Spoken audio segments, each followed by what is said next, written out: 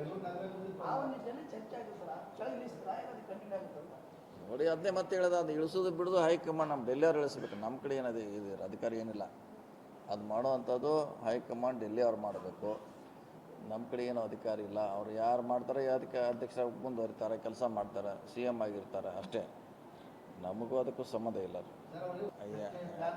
ಯಾರಿಗಾರ ಮಾಡಲಿ, ಒಕ್ಕಲಿಗಾರ ಮಾಡಲಿ, ಲಿಂಗಾಯತರು ಮಾಡಲಿ, SC ಮಾಡಲಿ, ST ಮಾಡಲಿ, ನಮ್ಗೆ ಸಂಬಂಧಪಟ್ಟಿದ್ದಲ್ಲ ಅದು.